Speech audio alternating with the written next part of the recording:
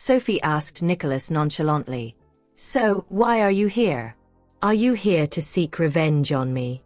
She did not want to waste her precious time on insignificant people like him. Nicholas was unbothered by her coldness and explained, I sought you out today because I've missed you. That's the only reason. He risked his life to meet her because he yearned for her. He would not have minded if he died because of his decision. Sophie was rendered speechless. She questioned how to talk sense into her admirer's head. In the end, she threatened, Stop following me, Nicholas, or I swear you'll die by my hand. It was a genuine warning. Much to her chagrin, Nicholas smiled indulgently and replied, Oh dear, but what else can I do? I'd be happy to die at your hands. Sophie scoffed coldly at his response. Why must he throw himself wholeheartedly into this unrequited love? I will never accept his feelings. He tried to garner her sympathy. Don't be so cruel to me, okay, Sophie? I really, really like you. Can't she feel my sincerity? Sophie ignored him. She adjusted the grip on her textbooks and prepared to leave. Alas, Nicholas refused to give up and followed her doggedly. Where are you going? Let me join you.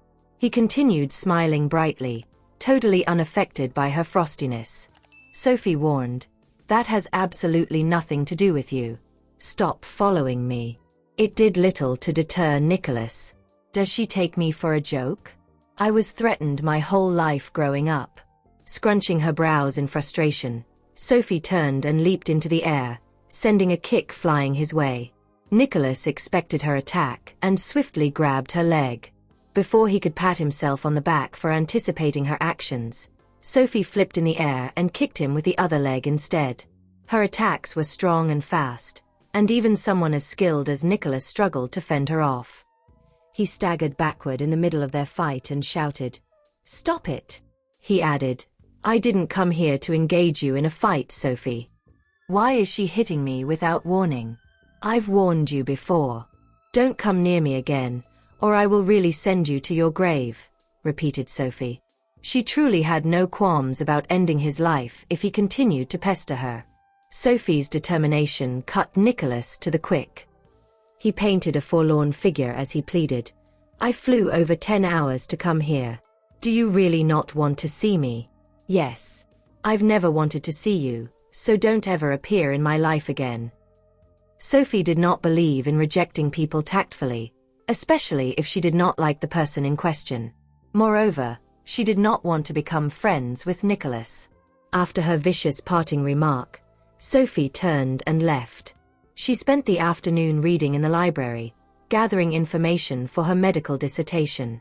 It was an impossible feat for most medical students. Preparations typically began in the 4th year of their studies, but Sophie already had a research topic in mind during her freshman year. Isabel came to look for her in the library with 2 milkshakes in hand.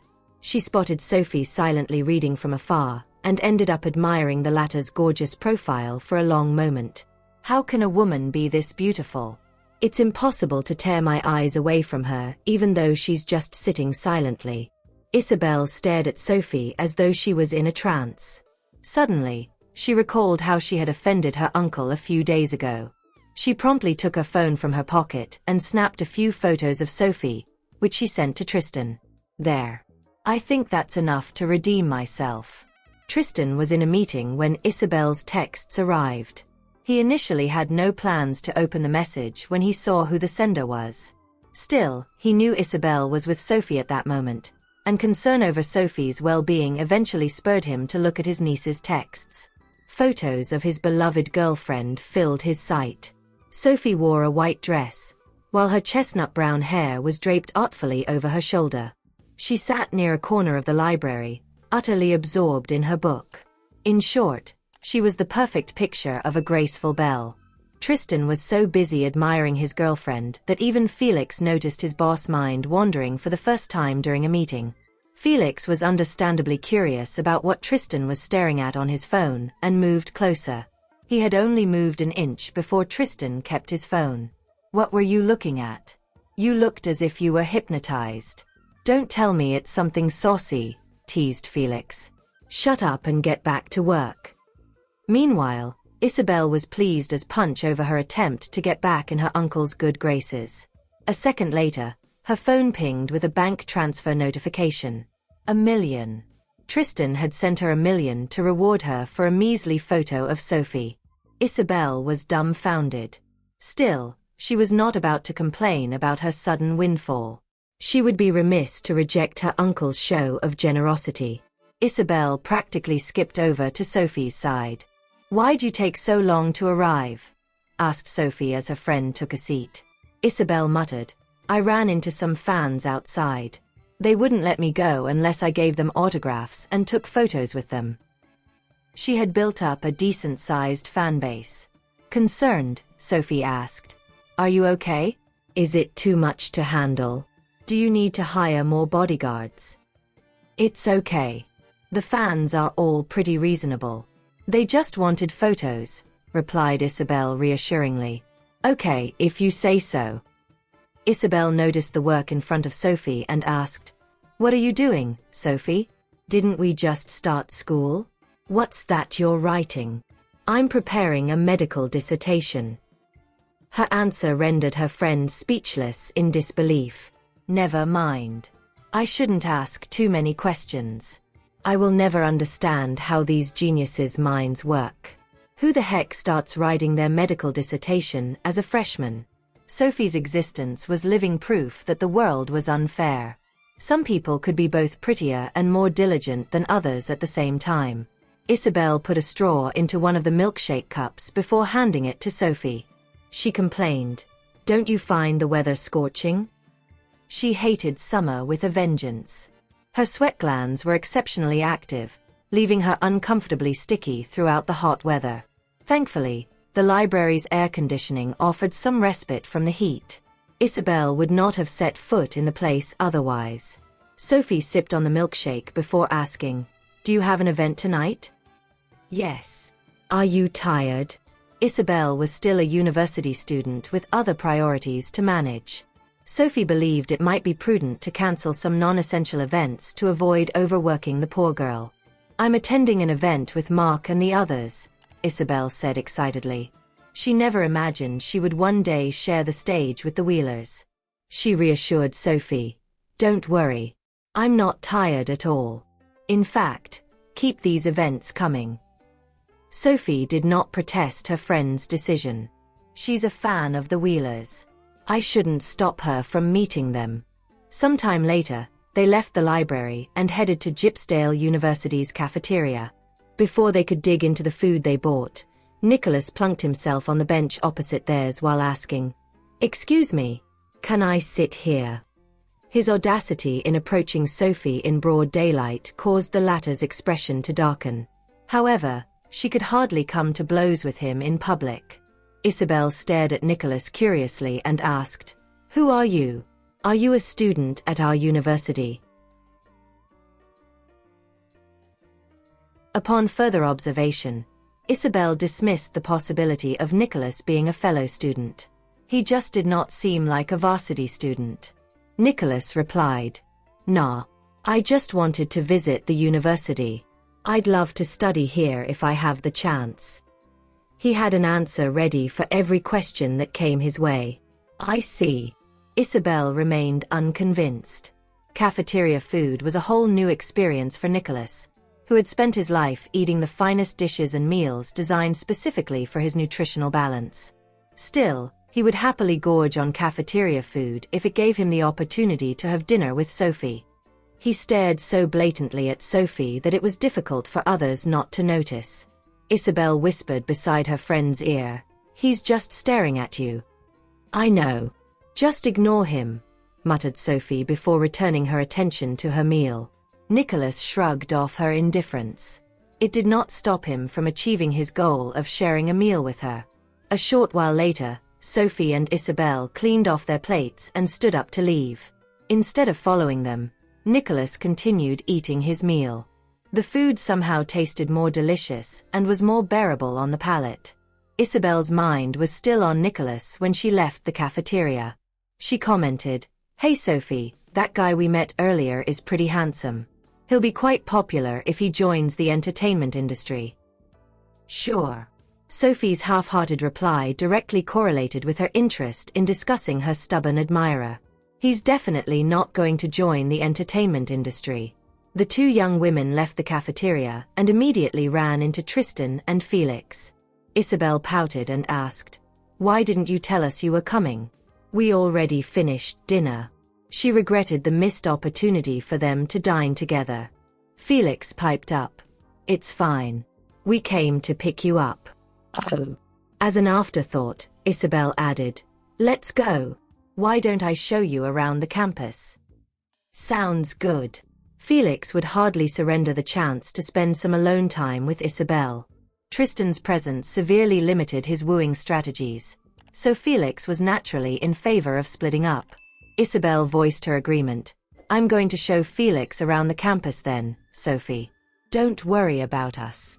"Yup, run along." Tristan's arrival instantly banished any unhappy thoughts Sophie had about meeting Nicholas earlier. Seeing a loved one was clearly guaranteed to improve one's mood.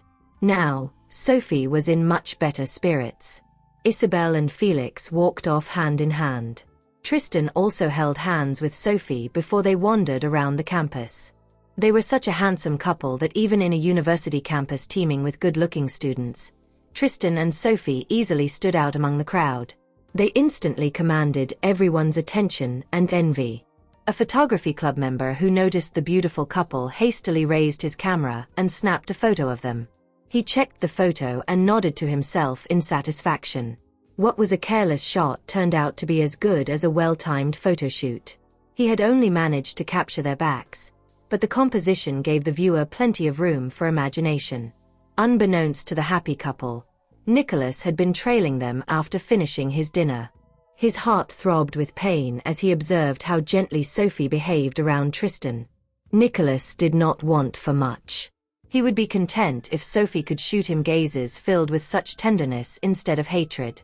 What did I do wrong? I met Sophie first. How did Tristan swoop in and steal her away? Indignance swelled in Nicholas' chest. The campus at that hour was bustling with students and boasted a lovely view. By then, Sophie and Tristan had wandered to the basketball court and took leisurely circles around the court. He held a stack of books in one hand while the other held Sophie's hand tightly. She appeared to be listening attentively to something he was saying. Nicholas was always lurking just a short distance behind them. Suddenly, a stray basketball flew right at Sophie. She had her back against the ball and did not notice a thing. Thankfully, Tristan spotted the basketball and quickly pulled her into his embrace. He tossed the books in his hand aside and slapped the ball away. Several basketball players had been watching the situation closely. They had set their sights on Sophie since she enrolled in Gypsdale University, and their gazes were far from friendly when they noticed she was with another man. One of them taunted, "Is that your boyfriend, Sophie? Looks pretty average to me." A woman like Sophie can have any partner she wants. Sophie knitted her brows in response, irritated by the basketball player's attitude. She shot back, "How is that any of your business?" "Hey, what's with the attitude?" The basketball player addressed Tristan. "You there? Interested in a match? Let's do it one-on-one." Tristan immediately realized the student's intentions. He must have a crush on Sophie. He had always known his Sophie was a stunning young woman who attracted admirers by the truckloads. However, this was the first time someone was challenging his status as Sophie's boyfriend. It was certainly an odd feeling. That did not mean he was backing down. Bring it on. It's just a basketball match. What's there to be scared of? Sophie could not care less about what her hopeless admirers thought. She said, "You don't have to do this, Tristan." She thought it would be a complete waste of his energy. "Don't worry. I haven't exercised in a long time. Today's a good day to clock in some activity." Tristan removed his suit coat and handed it to Sophie. He asked calmly, "How should we do this?" It had been a while since Tristan last picked up a basketball, but he would not run away from a public challenge. "How about one-on-one, just between the two of us? I'll give you a head start of 10 points. Tristan's challenger, Jace, played for Gypsdale University's basketball varsity team, and he was extremely confident in his skills. The young man's teammates burst into laughter after his words. Jace, he's still going down even if you give him a 20-point head start. His teammates all knew how good Jace was. Tristan declared, "That's not necessary. You can all play together." He preferred solving all his problems at once instead of dragging things out. What? The basketball players gawked at him in disbelief. Does he have any idea what he just suggested? Tristan repeated, "I said all of you can play against me at once. Don't waste my time." Understood. Humph, that's a bold request. Since you're bent on losing, we'll help you fulfill that wish. But remember, if you lose, you'll break up with Sophie immediately. Sophie had promptly dethroned Gypsdale University's previous campus belle shortly after her enrollment. Of course, Sophie did not give a hoot about being crowned the new campus belle. Break up? That's impossible. She doesn't like any of you, declared Tristan. Then, he stole his opponent's ball and swiftly made a three-pointer. At first, the basketball players did not take Tristan seriously at all. Seconds later, they changed their minds. Tristan easily intercepted their passes and broke down their offense. The basketball match had attracted a crowd of curious onlookers, and many young women began squealing in admiration after witnessing Tristan's effortless moves. Jace roared, "Guys, block him.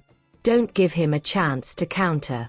Sophie had never seen Tristan play basketball before that day. There was a vast difference between him and the basketball players, chief of which was their age difference. However, Tristan did not just look good on the court.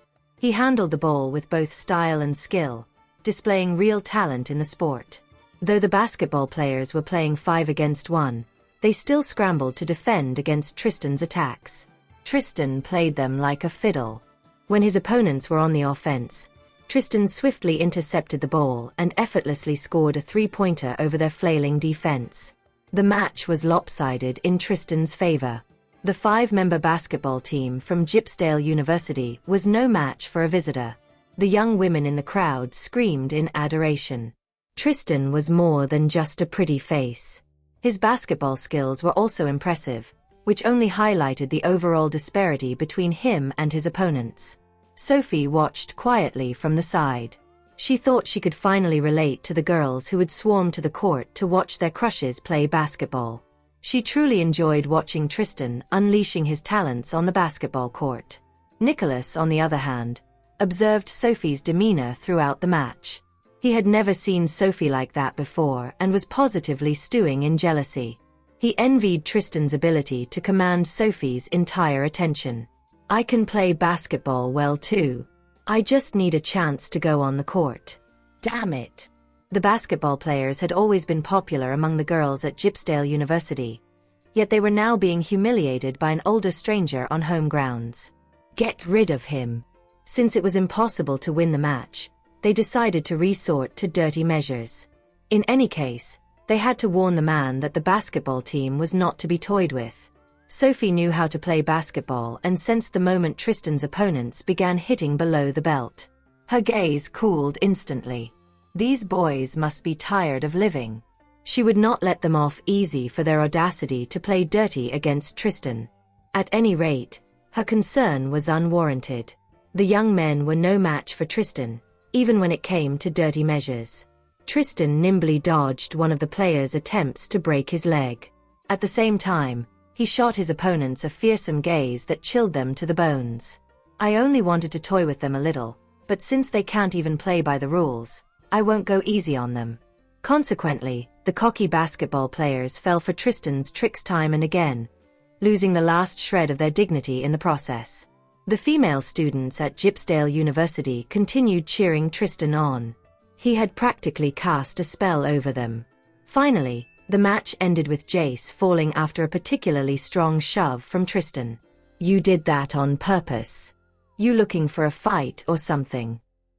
Knowing a win was impossible, Jace jumped to his feet and decided to challenge Tristan to a fistfight instead. Tristan replied disdainfully, "You're the one looking for a fight. Of course, it would be rude of me not to respect your wish. Jace was infuriated. Who the heck does he think he is, spouting all sorts of nonsense at our university? He rushed forward to punch Tristan, sputtering. You! Tristan merely seized Jace's neck in a chokehold, cutting off whatever the young man meant to say. Just who exactly do you think you are? Think you can call the shots in front of me? He would not have entertained such childish challenges if Jace had not been foolish enough to attack him. You! Jace was bewildered. He did not expect Tristan to be as skilled in fighting as he was in basketball. His teammates panicked at the sight and rushed forward to help. What do you think you're doing? A vicious glare from Tristan was all it took to keep the 4 players frozen to their spots. You think this was my intention? You forced me to retaliate, no? Tristan retorted fiercely. Jace piped up fearlessly. You're in a university, man. I bet you can't do anything to me on campus. So what? Getting into Gypsdale University must be the greatest honor of your life, huh? Why don't I get you expelled then? Tristan's threat rendered Jace speechless with shock. What did he just say? Unable to believe his ears, Jace stammered.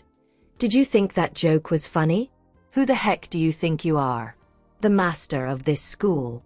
Christopher happened to walk past the basketball court then. He recognized Tristan on the court just seconds after spotting Sophie. The Chancellor immediately approached Tristan and asked, "What are you doing, Mr. Tristan? Have the students done something foolish to upset you?" He had never seen Tristan so utterly drenched in sweat. It was a far cry from his usual attire of elegant and sharp suits. Mr. Tristan? Jace was flabbergasted. He never imagined the man he had challenged was the infamous Tristan Lombard of Gypsdale. Everyone in the city knew who he was. Meanwhile, Jace's teammates began quaking with fear at the Chancellor's words. Tristan shoved Jace aside and replied, "Mr. Olsen, this year's basketball team is wrought with attitude problems. I would suggest you replace some of the members, lest they end up ruining Gypsdale University's good name." After that, he returned to Sophie's side. She had pulled out some tissues from her bag and stood on her tiptoes to dab at the sweat on his face. Tristan was moved by her gesture. He truly adored the tender side of her personality. While carefully cleaning the sweat off his face, Sophie muttered, "You're covered in sweat." She enjoyed exercising, but that did not mean she relished being covered in sweat. "I'll just go home and wash it off. Anyway, it's getting late. Let's go," suggested Tristan.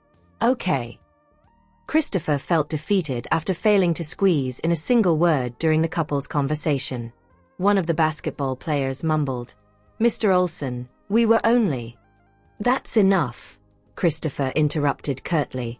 "I don't need to hear your excuses. All of you have zero foresight. Didn't you know Mr. Tristan is the one person you should never offend in Gypsdale?"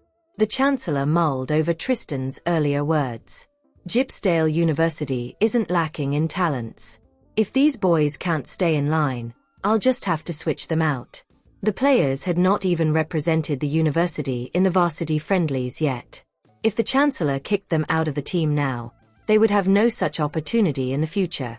With that thought in mind, they pleaded, "Mr. Olsen, we know it's our fault. We—" Alas, Christopher mercilessly cut them off. "Enough. I don't have time to discuss these nitty-gritty matters with you. I'll just go through your coach." The 5 basketball players could never have imagined a simple taunt ending their varsity sports careers. Before he left, Christopher added, "Oh right, I advise you all to keep Mr. Tristan's identity to yourselves." Tristan and Sophie left the university on foot, and Nicholas continued stalking the couple, though he put more distance between them. The pair arrived at Sophie's residence and entered the building together. Only then did Nicholas stop and light himself a cigarette. Are they living together already? Just the thought of it felt like a knife slashing across his heart. Nicholas returned to his mansion in Gypsdale. At that moment, he decided to move all of his forces back here. That was his only way to contend against Tristan while in Gypsdale. It was only a matter of time before a war started between them, so he had to be prepared. He saw Javier in the living room as soon as he got there. Instead of greeting the latter, he sat down on the sofa. He was feeling grumpy, so he didn't feel like speaking at all. "Nicholas, are you going to ignore everything I said? Go back to Englander with me right now. Does he have a death wish? To have made my son like this, Sophie sure is a harbinger of misfortune. I'll not go back. Also, I'm warning you. You better not lay a finger on Sophie, or else I would never forgive you even though you're my father." He wasn't lying. All he wanted at that moment was Sophie, and he would risk everything to get his hands on her. Is this a threat? If killing her is the only way to make you submit, so be it. Nicholas saw red. As I said, either you leave her alone or be killed by me. You. Javier was fuming. You will come home with me today, you impudent child. He knew Tristan would never let things slide if he knew Nicholas was there. Javier had brought along a few of his trusted subordinates, as he thought he would have to resort to violence to settle the situation. That was just the norm for the Sable family. They wouldn't waste their breath on anything that could be settled using violence. Nicholas got into a brawl with Javier's subordinates. Throughout the years, he had also gotten himself some loyal subordinates, who then joined the fray upon noting the situation. In the end, Nicholas proved himself the better of the two by slaughtering all of Javier's men. The living room was covered in blood. By then, Nicholas was in a frenzied state. "Do you have anybody else with you? I will kill everyone around you if you lay a finger on Sophie." You. Javier had never expected things to turn out like that. "How dare you kill all of my subordinates? What are you planning to do now? Are you planning to kill me too?" He was shaken by how ruthless Nicholas was as the latter went all out. "Weren't you the one who taught me to be such? You're always telling me never to go soft on others." Nicholas thought he was merely honoring his father's wishes by growing into the man the latter had always wanted him to be. "Bring the old man upstairs. He is not to leave the room without my permission." "Are you putting me under house arrest? Don't you forget that I'm your father, Nicholas. I won't do anything to you if you obey me. However, I won't be as lenient if you repeat the same mistakes." "Ha." Javier couldn't help but let out a mirthless chuckle. His interest was piqued, and he wished to know what his son would do to him exactly.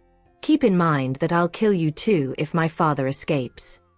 By that point, Nicholas was like an embodiment of the devil. He was devoid of compassion and would kill anyone that got in his way. Even Javier feared Nicholas upon taking in how savage the latter was. Yet, Nicholas' behavior was a testament to Javier's success. After all, it had been his wish to groom Nicholas into someone like that. Nonetheless, he still regarded Sophie as someone to be dealt with, for her existence was an unwanted variable. After his many years in the underground, he disliked such variables. He figured he could perhaps hire the world's top assassin. Given how the world worked, people could do as they pleased as long as they were wealthy. The next day, Sophie noticed Nicholas waiting for her as soon as she arrived at the University of Medicine. She wasn't surprised by his presence. After all, he had traveled from abroad just to find her. "Good morning," Nicholas greeted her smilingly. While he might be cold to everybody else, he was passionate toward Sophie. However, Sophie ignored him completely while proceeding with her daily routine. "Have you moved in with that man?" Nicholas had seen them enter together last night. Sophie said nothing. "Did he stalk me? I've had enough of this. How long is this going to drag on? Why do things always end up like this? Does it concern you? Who I am with, and if we're living together, concerns no one else but myself. Why do I need to report it to you? He never seems to know his place. This isn't something good." Nicholas wasn't surprised by her treatment of him and how impatient she was. It was as if her patience was only offered to Tristan and no one else. "I'm trying to show you that I care. You need to know that you're still young, so there's a lot that you have yet to learn. You'll be hurt easily if you get together with him just like that." He just couldn't bear to see her with another man. That was all there was to it. I don't need this. I don't need your concern. I believe you know this better than anyone else, Nicholas. Stop putting on a caring facade, or rather, even if you do have true feelings for me, they aren't what I want. You don't have to waste any more time on me. She figured he didn't need to put them through all the drama. It is my right to love you. This is something she can't interfere with no matter how impressive a woman she is. She can't control these kinds of things. I'll go to class with you. To be honest, I'm rather interested in how lessons are taught here. Nicholas had left for England at a young age and had received foreign education ever since. The main reason he made that suggestion was that he wanted to know everything about her and live through the same experience as her. You better not follow me around. She couldn't just bring a stranger to class without reason. What is it? Are you worried that Tristan might get jealous? He's not around now. He wouldn't know even if you're together with me. Sophie remained silent. Her patience for someone as stubborn as him had worn out. Are you picking a fight with me? She believed that nothing couldn't be solved with a fight. If he wants to fight me so much, I don't mind bashing him here and now. Why must you treat me like this, Sophie? I've thought things through. Since I've returned, I will get my hands on you, no matter what, Nicholas declared obnoxiously. So what if she already has Tristan? I've come back to Chonne, and I will take her back by all means necessary. Are you insane? Must I ruin you before you give up on me? You're wrong. I won't give up on you even if you ruin me completely. I'm telling you I will never, ever give up on you. Nicholas didn't care, even if it meant either Tristan or he had to die. Truth be told, Sophie wasn't at all touched by Nicholas' passionate declaration of love. She merely felt troubled. I think you're just delusional, Nicholas. Since when did I offer you even a sliver of hope? I wouldn't fall for you even if Tristan didn't exist. The sooner you understand this, the better. That's impossible. You would definitely be with me if Tristan didn't exist. It's all his fault. Nobody would be able to change his mind regarding something he firmly believed in. Ha! You can try all you want if that's what you think. Sophie left with her books in her arms. She no longer felt like wasting her breath with him. Seeing that she wasn't able to talk any sense into him, she figured she would cease talking to him altogether. However, Nicholas didn't care at all and followed her to class. The class was held in a lecture hall. Nicholas didn't sit next to Sophie even though he wished to do that. Knowing her temper, he refrained from pushing her buttons lest he made things difficult for himself. He sat in the row of seats behind Sophie, his gaze fixated on her. Nicholas had extremely attractive features that could charm practically anyone. During class, he sat there languidly without his sunglasses while looking enamored. Naturally, that garnered him the attention of many girls. The bolder ones would even deliberately sit in the same row as him to get a chance to ask for his number. Yet, they soon realized that he was as aloof as he was handsome, offering them no chances at all. Even though they sat in the same row as him, none of them dared approach him. Instead, they admired him from a few seats away. Nicholas was satisfied with that. This is how girls should react when they see me. I should be like a magnet to them. The one who made me taste failure is Sophie. I wonder when she'll finally spare me a glance. Sophie is so shameless. Wasn't she with another man some days ago? She's gotten herself another one now. Her reputation is beyond awful. That's right. She's such a seductress. No wonder she was cast out to Horrington back then. Rumors about Sophie were widespread. Meanwhile, Nicholas would never tolerate people gossiping about Sophie like that. He slammed down hard on the table, shattering it as he did. The girls who were gossiping shut their mouths instantly. None of them expected him to be able to shatter a table with just a slam. I can see that you like to gossip. Did you assume that she's an easy target for you? Do you have a death wish? Nicholas threatened mercilessly. He would never allow some random strangers to speak nonsense about the girl he fancied. All the while, Sophie couldn't care less about what was going on behind her. After all, she never was bothered by those rumors about her. You've interrupted my daily life, Nicholas. I think you should leave. Sophie sounded stern. I want to attend the lecture. This is none of your business. You will only get to order me around once you agree to be my girlfriend. He wouldn't mind giving her the authority to order him around if she agreed to be his girlfriend. He would only ever offer her such a privilege. Anybody else would be out of the question. Should I thank you? Sophie asked mockingly. She had no idea what it was about her that caught Nicholas' attention. Tell me what it is that you like about me, Nicholas. I promise to change those parts of me. She was at her wit's end when it came to Nicholas. After all, she wasn't allowed to kill him. Yet, both his presence and the sight of him greatly annoyed her. You won't be able to change anything. I like everything about you. Even the air around you smells sweet. Isn't this how love toward another person feels like? Sophie didn't respond to that.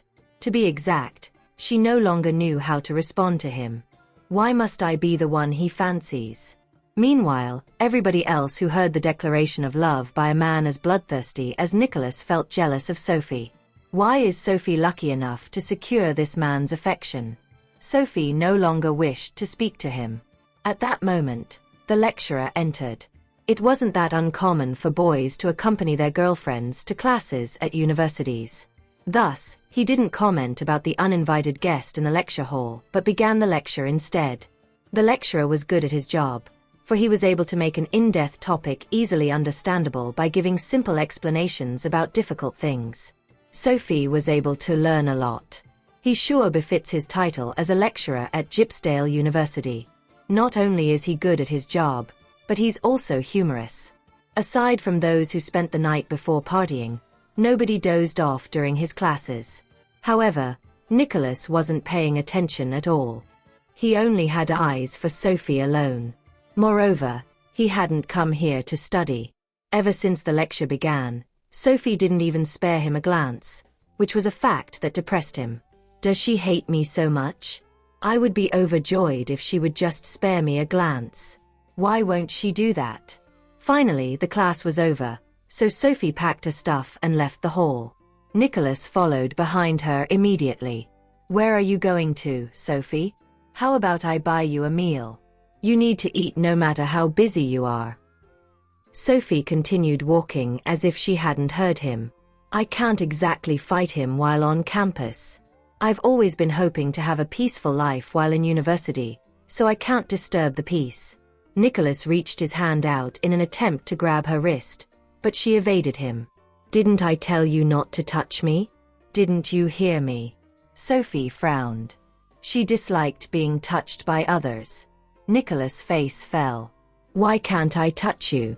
You don't seem to have a problem with Tristan touching you when you're with him. Who is he, and who are you? How dare you even compare yourself to him? You have no right to do that. Nicholas had an even more grim look on his face upon hearing her words. Don't keep on hurting me just because I like you, Nicholas begged humbly.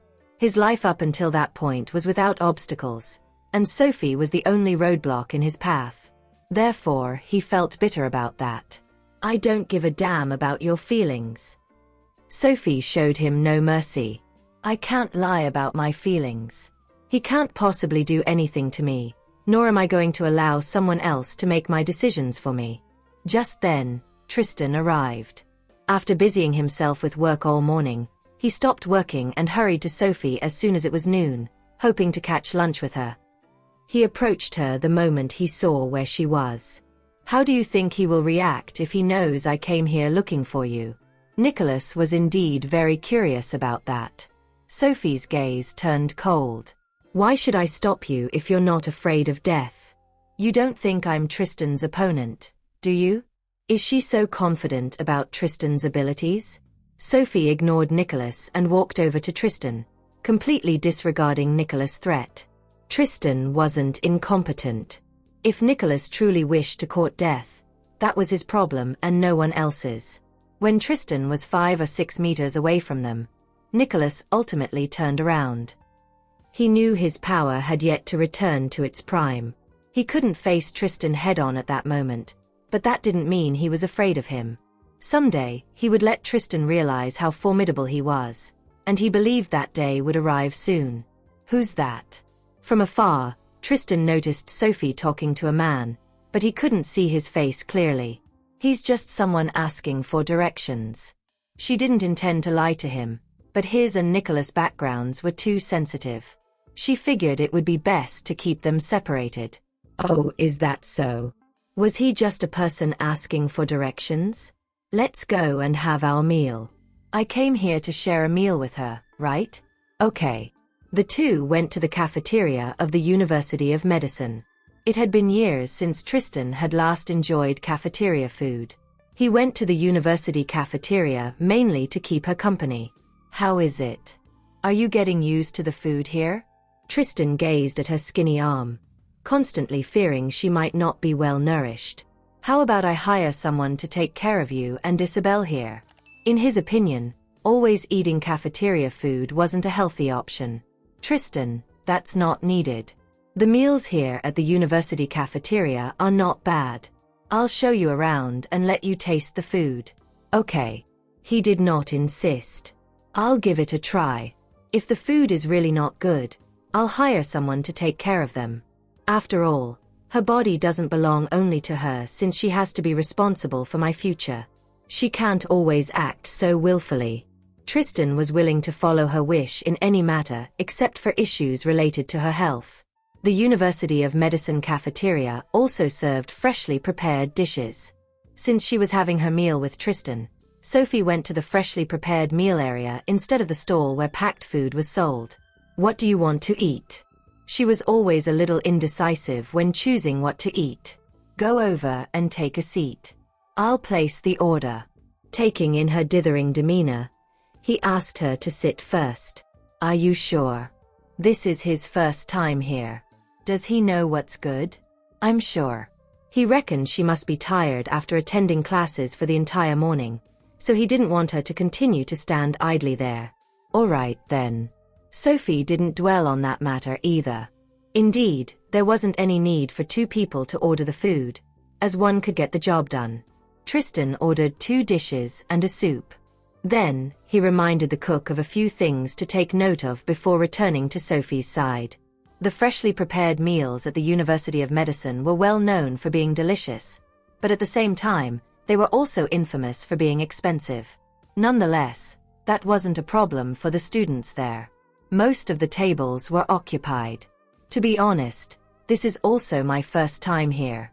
As they would have to spend more time there, Sophie and Isabel would go to the other place selling packed food to swiftly purchase their meals and finish their lunch instead of wasting too much time placing orders for freshly prepared food. You can come here more often. I'll ask them to prepare yours and Isabel's food ahead of time so you can have your meal right after class. He knew she was busy, but one must always spare some time to have their meals. That's not needed. I'm staying in school to have my meal because I want to avoid trouble. Sophie and Isabel were people who disliked trouble. What's the trouble in doing that? In his opinion, that matter wasn't an issue since all he had to do was to hire a chef there. Tristan had already planned to contact Felix to arrange for a 5-star chef to work at the cafeteria to prepare meals for Sophie and Isabel. Soon, the dishes were served. Although the food couldn't be compared to cuisines made from established restaurants outside, the dishes were appetizing nonetheless. As expected, these dishes looked better than the packed food downstairs. Tristan thought the color of the food seemed more inviting. He helped serve half a plate of pasta to her. This is the minimum amount you have to eat. Her appetite was too less, and that had always been one of his prime concerns. He always hoped she could eat a little more. Seeing that half plate of pasta, Sophie smiled. Okay, I got it. Don't worry. I'll finish this half plate of pasta. We're just having a meal. The dishes tasted quite well. Tristan also found the food relatively tasty, not as terrible as he had imagined.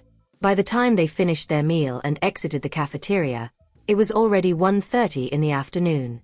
She had one more lesson later, and it was already too late to return to her accommodation. You can go back first. I'm not joining you because I have another important lesson later. Traveling back and forth would take more than 20 minutes. She didn't want to waste time on the road. I'm not going back too. I'll stay here to keep you company. Is there any place to rest at the University of Medicine? I'll go there to take a break. An afternoon break was essential. There is. Sophie brought Tristan to the legendary, mysterious forest. Indeed, that was a very suitable place to rest. They sat on a lawn with a large tree atop them to provide shade. The place was truly a great place to relax. Take a nap. Okay. Sophie didn't speak further. She immediately leaned against his shoulder and shut her eyes while he put his back against the tree trunk. However, after a short while, she heard moans. Hearing that, Sophie froze. The scenery was genuinely pleasant, but she couldn't believe she had forgotten some couples were fond of engaging in explicit activities there. She figured Tristan must have heard the lewd sound too. He frowned. Are students nowadays so open-minded? They're actually doing it in the wild. I think we should go somewhere else. She stood up and offered him her hand. Okay. He grasped her hand and pulled himself up. After getting his mood for the afternoon ruined, naturally, Tristan wouldn't let the disturbers have a good time, too, so he deliberately raised his voice. As a result, that man's shaft lost its rigidity instantaneously. Someone's here, he uttered in a panic. Ah. What's there to be afraid of? There are so many people going at it here. Evidently, the woman was yet to be satisfied.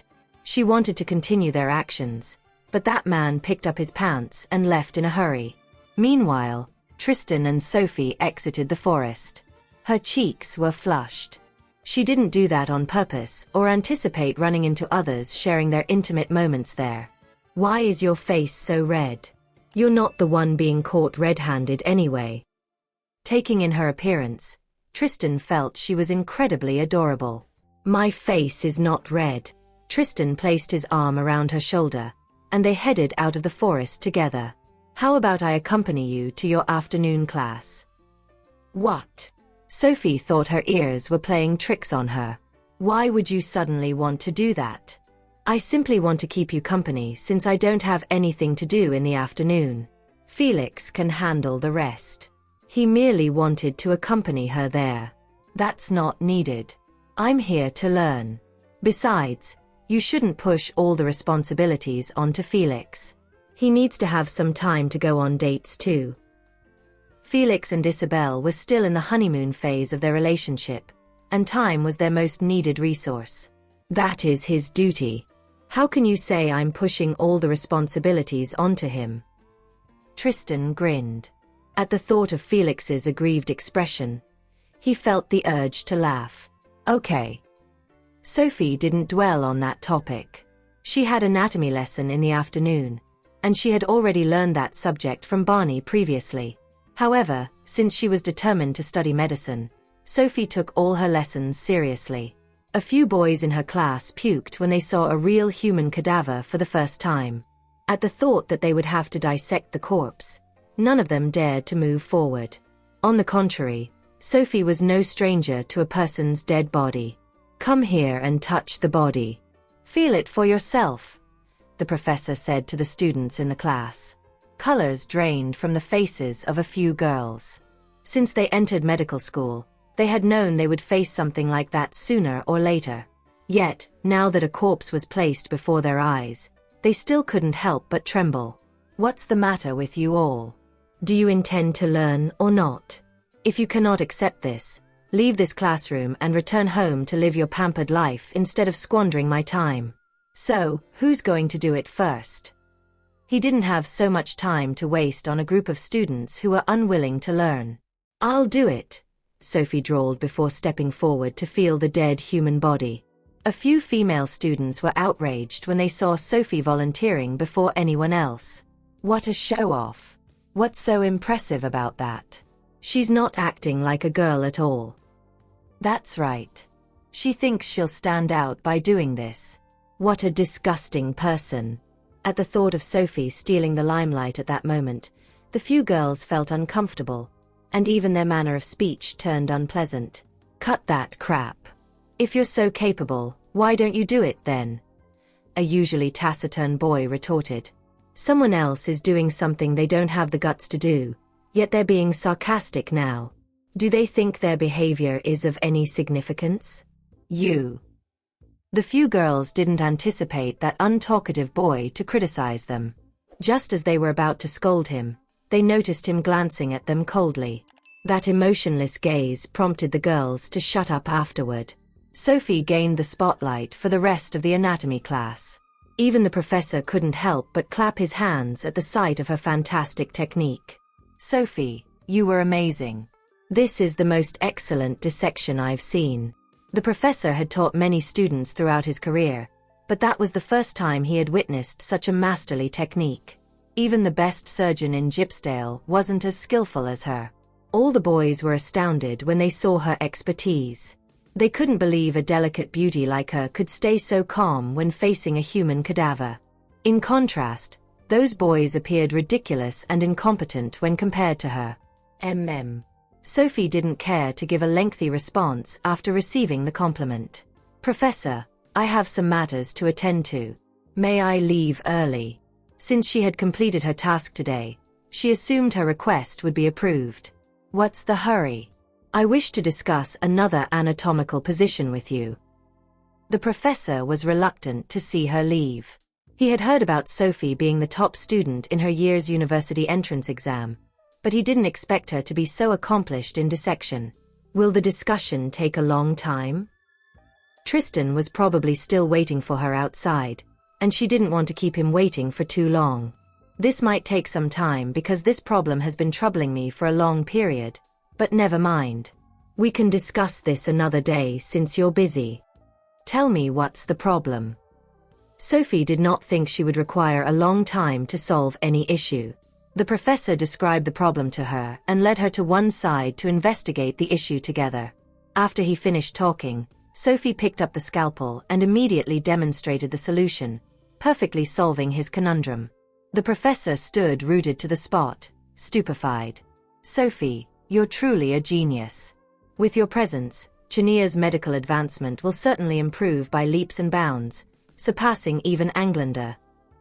She's indeed a prodigy. Is there anything else? I really need to leave now if there's nothing else. Okay. You may go now.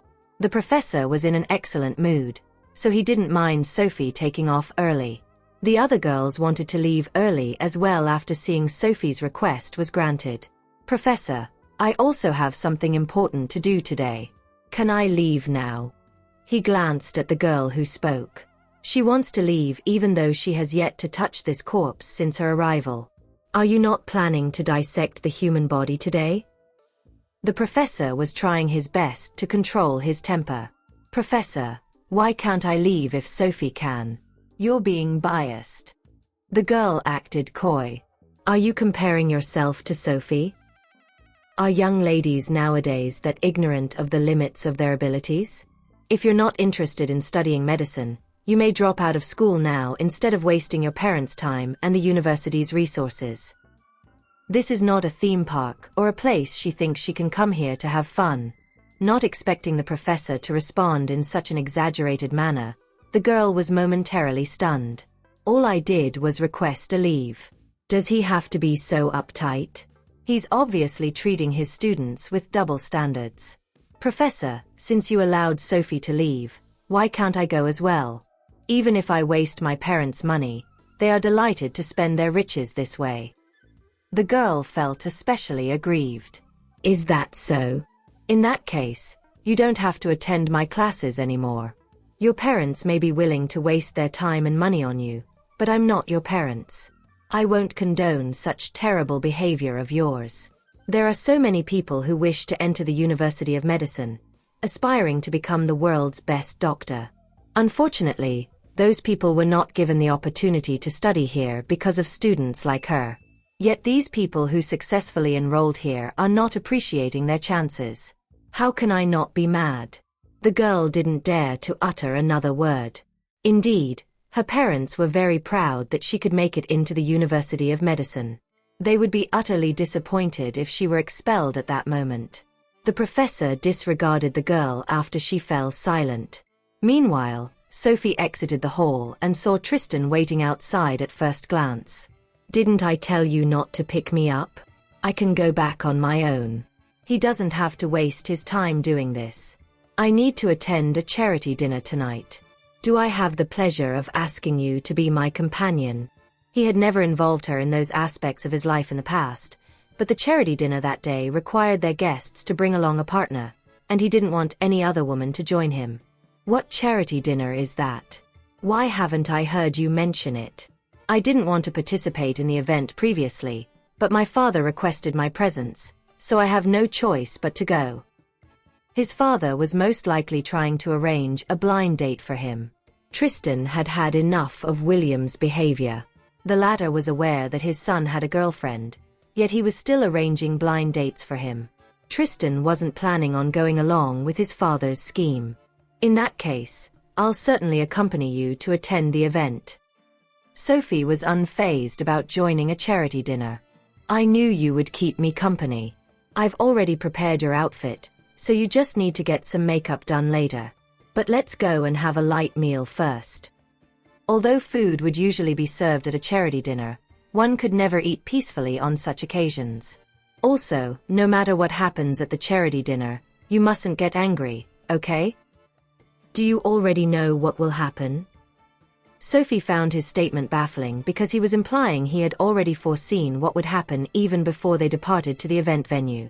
"My dad may not be pleased with you, but the problem lies with him, not you." "So what? How is this matter related to him or the charity dinner tonight?" "He arranged a blind date for me at the charity dinner tonight."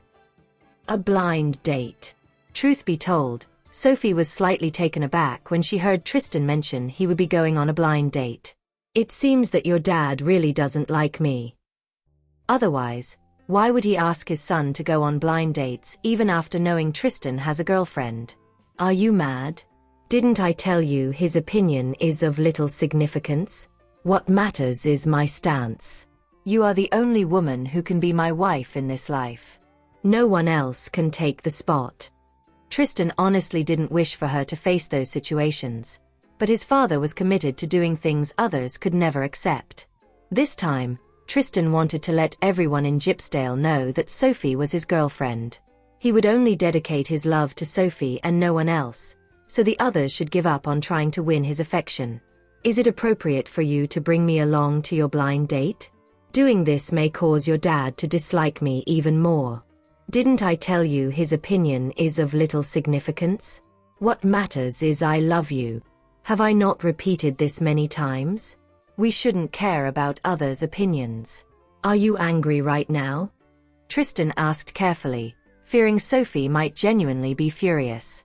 Taking in his cautious demeanor, Sophie couldn't help but feel her heart ache. "Actually, you don't have to mind me. I'm fine. Don't worry. Regardless of why your dad is not fond of me, I'll work hard to turn the situation around because I don't want to see you getting caught in a tight spot." She had never been one to care about others' views, but because William was Tristan's father, she decided to try to change the current circumstances.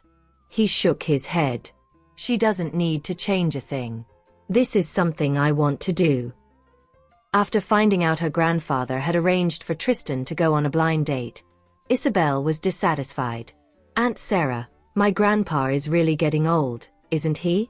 How can he do something as despicable as this?" Isabel had never known William to be so stubborn in the past. "Stop talking nonsense. Your grandpa will be sad if he hears you." Sarah felt extremely helpless as well. "Aunt Sarah, will you attend the charity dinner too? Why don't we go together so that we can support Sophie? How can we allow Sophie to participate in such a grand occasion on her own? What if someone bullies her? Why are you going? Don't worry. Sophie can handle this. You must have faith in her. If you go now, I'm afraid your grandpa won't be happy." William had made the arrangements. If they went there to support Sophie, he wouldn't be pleased and would instead place the blame on Sophie. Their effort would result in a worse loss. We're just going there to take a look, not to stir a commotion. I'm just afraid someone will bully Sophie. You're also aware of how troublesome Uncle Tristan's blind date partner, the lady from the Whitley family, can be. That woman was not to be taken lightly. Frankly speaking, my grandpa is really getting old. I can't believe he wants her to date my uncle. The Whitley family's daughter was undoubtedly competent, as she successfully managed her family's company with excellence. However, Isabel figured Tristan needed to be with a woman he was genuinely fond of instead of a career lady, since he was more than capable of handling a company well on his own. Aunt Sarah, let's go together. You also don't want to see others bully Sophie, right? Isabel acted coy. She was adamant about tagging along. Fine. If you don't want to bring me with you, I'll ask Felix. I'm going by hook or by crook. Sarah could do nothing about Isabel. Okay. I'll bring you with me. That night's charity dinner took place at the Whitley family's hotel, and all the attendees were either affluent or influential. After the banquet, a charity auction would be held. That was the typical behavior of wealthy people. After they amassed a certain level of riches, they would wish to garner a good image. Under normal circumstances, men were tasked with earning money while women busied themselves with hosting charity dinners and similar events. This time, the organizer was the Whitley family's daughter, Jennifer Whitley. Jennifer was filled with anticipation after knowing her father had arranged a blind date for her with Tristan. She was the family's only daughter. In recent years, she had been helping her father to manage the family's business and had done a splendid job, earning her the reputation of an iron lady. She had fancied Tristan since she was in high school. She even argued with Winter after knowing the latter was also interested in Tristan. Jennifer was thrilled when she learned that Winter had been banished to Allender by Tristan afterward. Winter has always thought too highly of herself, but she was still exiled to Allender in the end. Jennifer reckoned Winter deserved that outcome because of her incompetence. After she waited for so long, Williams finally contacted her father and arranged for her to go on a blind date with Tristan. She stood by at the entrance, hoping to meet Tristan sooner, even before the charity dinner began. Sarah and Isabel saw Jennifer standing at the door right after they got out of the vehicle. The latter was dressed in a party dress, enhancing her feminine side and dampening her usual career woman vibe. Jennifer assumed every man would yearn to be with gentle, sweet-tempered women. Since she liked Tristan and was finally getting to meet with him that day, she needed to put in more effort to preen herself. Look at how eager she seems. Don't tell me she genuinely believes Uncle Tristan is interested in her, Isabel uttered straightforwardly. In her opinion, Tristan belonged only to Sophie, and anyone who dared to meddle in their relationship would be her enemy. Hush. Sarah felt Isabel's behavior was inappropriate because the Whitley family was the host of that night's charity dinner. Isabel stuck out her tongue in response. At that moment, Tristan's car arrived. After his car door was opened, he got out of the vehicle. Tristan looked dapper in a black custom suit, and his hair was styled neatly.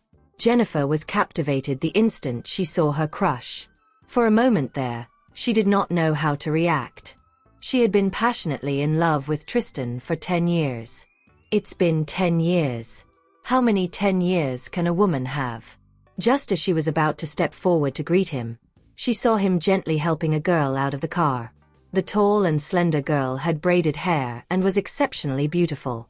Not only that, but she was also wearing a dress that matched the color of Tristan's tie. What exactly is their relationship? Jennifer's expression turned sour. Isn't Mr. Tristan here for our blind date? Why did he bring such a beautiful girl with him? Naturally, other young ladies from wealthy families also attended the charity dinner that evening. However, instead of entering, they lingered at the entrance to take another glance at Tristan. Upon witnessing the scene, those young ladies, who had been very jealous of Jennifer, started to mock her. I know you've been in love with Mr. Tristan all this time, Jennifer, but you should know he has high standards. Look how beautiful the girl next to him is. Jennifer clenched her fists. What do you mean by that? Are they saying that I'm not attractive enough? Nothing. I just wanted to say that you shouldn't be upset even if Mr. Tristan doesn't like you. It's certainly not your fault.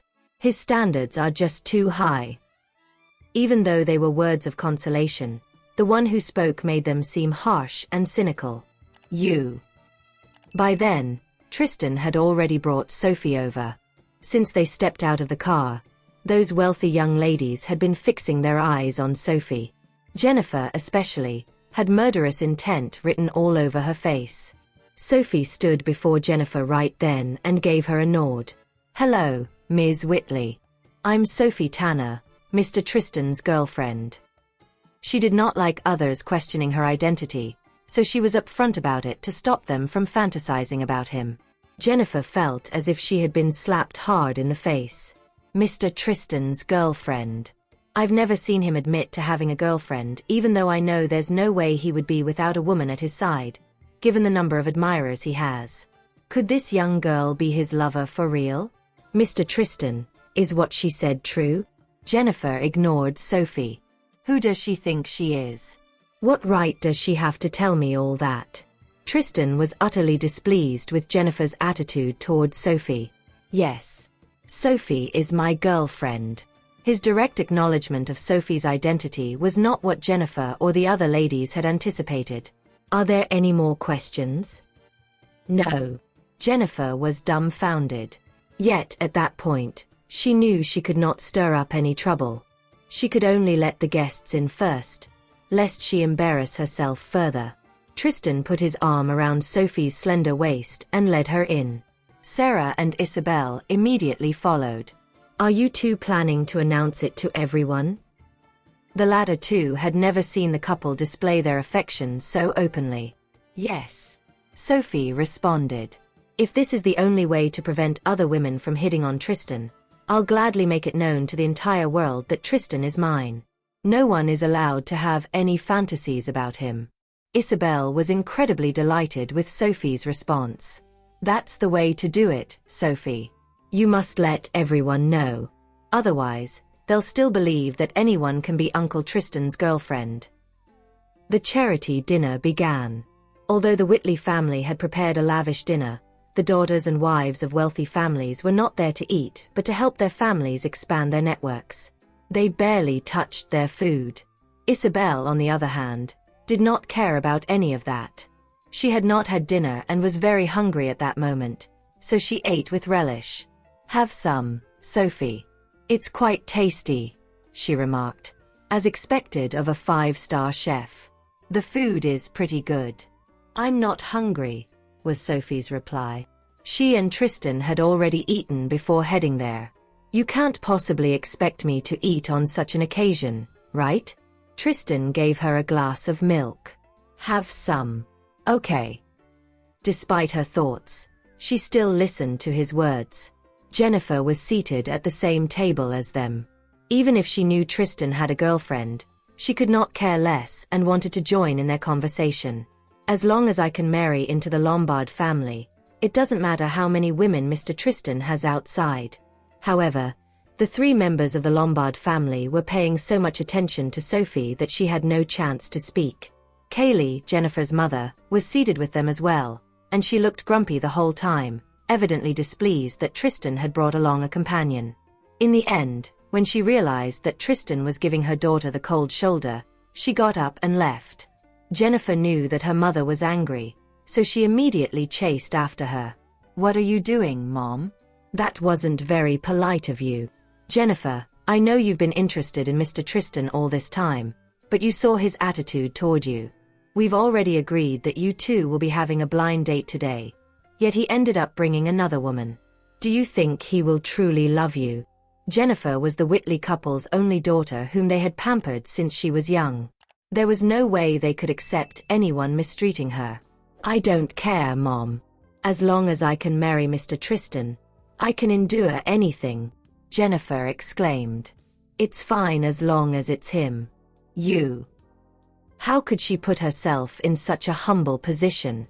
Kaylee left unhappily. "She can stay here and torment herself. In any case, I can't bear to see my daughter in such a miserable state." As soon as Kaylee left, Jennifer made a phone call to get someone to find out Sophie's identity, and only after learning about the latter's past did her expression relax a little. How can the Lombard family ever accept Sophie's colorful past? I finally understand why old Mr. Lombard told Mr. Tristan to go on a blind date. Clearly, he's not satisfied with Sophie, so he gave me this chance. Jennifer could not help but chuckle. The Tanner family? They're pretty insignificant in Gypsdale. Mr. Tristan is merely fooling around with her. She'll never be able to enter the Lombard family. Jennifer returned to her seat with a flawlessly courteous smile on her face. Isabel's face fell when she saw the other woman's smile. This woman is quite virtuous. I can't believe she got over it so quickly. I have a question for you, Sarah. May I? Jennifer finally found a way to bring up the topic. Since it was the Whitley family's banquet, Sarah had to respect Jennifer and let her speak. Jennifer deliberately asked a business question to demonstrate that part of herself to Tristan and let him know how exceptional she was. No one in this world, other than me, Jennifer Whitley, is worthy of Mr. Tristan. Of course, Sarah could answer Jennifer's question. She responded with a smile and knew what her purpose was for doing so. Jennifer is still too innocent. Men don't like you just because of how good you are. Not all men like strong women. There was no way a perceptive woman like Sophie would fail to discern Jennifer's motives. She found the other woman's behavior somewhat ridiculous. What's the matter? Are you feeling bored? I'll take you out for a walk. There's still some time before the auction, and it'll indeed be boring to keep sitting here. That sounds great. Sophie did not wish to continue sitting there listening to Jennifer's nonsense, so she got up and left with Tristan. Jennifer was stunned. She did not expect Tristan to leave the table early because of Sophie. Sarah could only stop talking when she noticed that Jennifer was in no mood to listen. Are you all right? Jennifer was the daughter of the Whitley family after all, and the pitiful look she had at that moment made Sarah feel quite sorry for her. I'm sorry, Sarah. I didn't mean it. She's explaining something to me, yet I'm having this look on my face. You don't have to apologize to me. You didn't do anything wrong. I just want to tell you that Tristan truly loves Sophie. I know you love him, but love is never based on wishful thinking. Sarah was making a last-ditch effort to prevent the matter from causing tension between the two families. I understand that. It was for that reason that she had never expressed her feelings all these years and kept waiting for an opportunity to do so. However, just when she finally had the opportunity, she realized he already had a girlfriend. You should know that since Tristan brought Sophie here on such an occasion, it can only mean that he's serious about the relationship. Otherwise, he wouldn't have brought her here. Jennifer merely hummed in response, her expression grim. Undoubtedly, she had become the biggest laughingstock in Gypsdale, and all the socialites and wealthy ladies were mocking her for overestimating herself. Meanwhile, Tristan and Sophie had already come out, and sure enough, the air outside was much better and invigorating. Is it all right for us to come out like this? Truth be told, Sophie did not care much about it, but she still asked the question. Why not? I didn't want to come to such an event at all anyway. The reason I brought you here in person today was to let everyone know that I'm already taken and that they shouldn't approach me anymore. All right, then. Although William did not attend the event, he knew Tristan had brought Sophie over. What in the world are you doing now? Do you have any respect left for your father? I merely asked you to go out on a blind date. I didn't ask anything else of you. Do you know you've made things awkward for everyone because of what you've done? He berated his son over the phone. Tristan showed no sign of backing down as he argued. You knew I have a girlfriend, yet you still made such an arrangement. Shouldn't you have expected this outcome? Tristan, you. Why does this rebellious boy always make me so angry? All right, you should rest early now that you're getting older, or you'll ruin your health from blowing a fuse. Tristan was not about to waste time talking to him. He hung up immediately after that as there was nothing left to say. William's temper spiked when he heard the disconnect tone. This brat doesn't have any respect for me, and now he even dares to hang up on me. No. I must go over and have a look. I can't let him destroy the relationship between our two families. In the restroom, Sophie saw Jennifer as soon as she entered. The latter made no attempt to conceal her animosity toward Sophie. Since we're love rivals in the first place, being nice to her will be so fake. Sophie also did not put on an act to greet Jennifer. She could clearly see the hostility in her eyes. Don't try to step into a social class that is not your own. You'll only embarrass yourself. The Tanner family was not part of the upper class in Gypsdale, so they were no match for the Lombard family in any way. Sophie placed her hand under the faucet, and warm water flowed out automatically when the sensor detected her body heat. She did not even spare Jennifer a single glance as she washed her hands. Since birth, Jennifer's life had been smooth sailing. She had never experienced such blatant disregard from others. Clenching her fists discreetly, she found the need to make it clear to the other girl. Your identity and your past will only embarrass Mr. Tristan. You're not worthy to stand by his side. After washing her hands, Sophie shook them lightly to flick the water off them before turning around to stare into Jennifer's eyes. Aren't you being too presumptuous, Jennifer? Do you genuinely believe that only having a few duties in your family's business makes you a capable, independent woman? So what if you are truly a strong woman?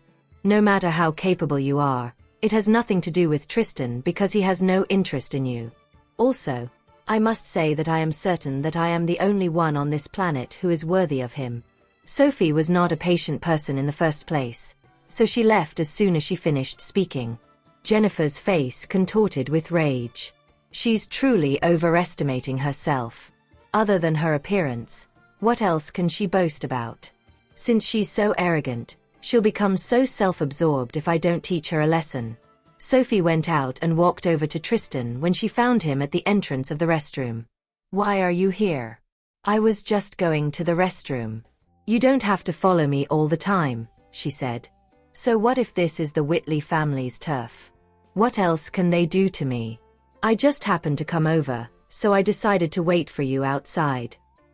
When Jennifer came out of the restroom and saw Tristan talking to Sophie gently, she feigned nonchalance. Deep down, however, she was afraid that Sophie would complain to him about her. Yet, when Tristan said nothing, she felt relieved. Mr. Tristan, the auction is about to start. Let's go in.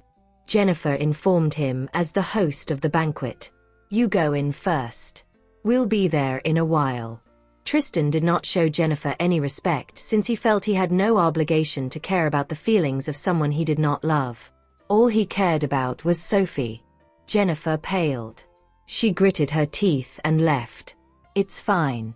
I'll teach Sophie a lesson later at the auction. Does she really think that anyone can get into the upper class? Thank you for listening. If you have enjoyed this story, please like and share so others can see it too. Also hit the subscription button and notification bell so you can be notified on our next release. Thank you for your support. God bless you.